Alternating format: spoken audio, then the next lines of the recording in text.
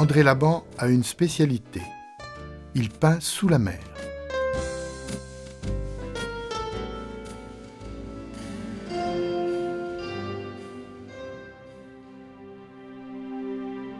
Mais cette sorte de brouillard, de brume bleue qui enrobe tout ce qu'il y a au fond, pour moi, c'est quelque chose de magique.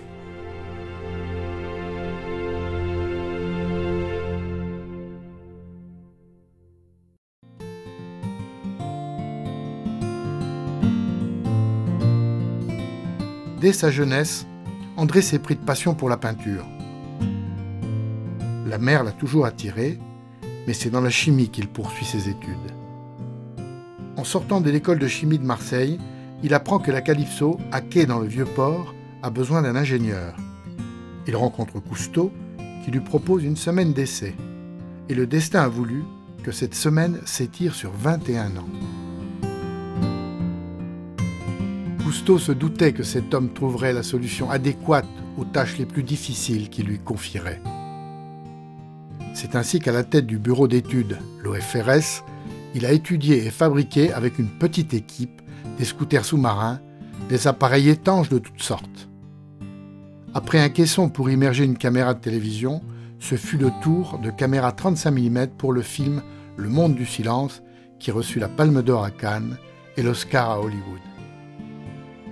Avec le temps, j'ai appris le cinéma en regardant opérer Jacques Hertault, Louis Malle, Edmond Séchant, Pierre Goupil, Jacques Renoir. Et pour le montage, c'était Georges Alépée et André Verlin. Plus tard, André a pris part au tournage de la série cinématographique L'Odyssée de l'équipe Cousteau, comme opérateur ou comme co-réalisateur. Pendant ces années, il a été l'un des pilotes de petits sous-marins monoplaces jusqu'à 500 mètres, engin héritier de la soucoupe plongeante, conçue et construite par André Laban avec Jean Mollard.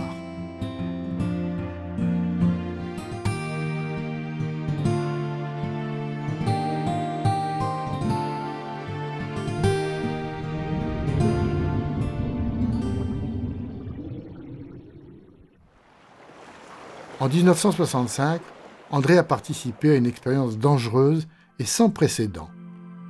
Précontinent 3. En compagnie de 5 autres aquanautes, il a passé un mois dans une maison sous-marine à 100 mètres de fond.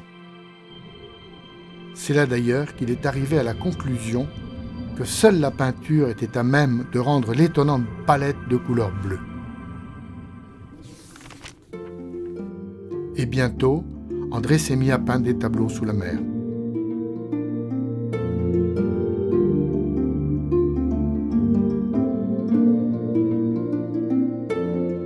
La fin des années 60 l'a vu exposer ses toiles pour la première fois.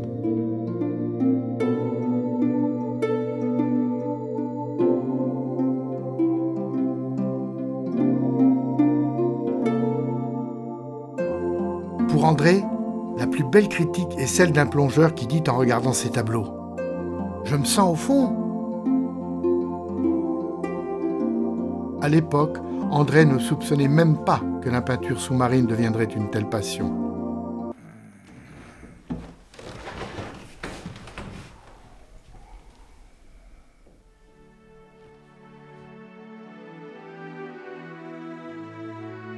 J'ai découvert sous la Calypso un monde qui n'est pas un monde de silence, mais un monde fluide, dense, bleu, dans lequel tout le corps se trouve comme en apesanteur grâce à la poussée d'Archimède.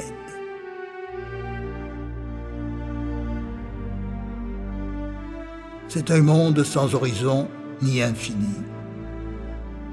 Voilà pourquoi je peins sous la mer.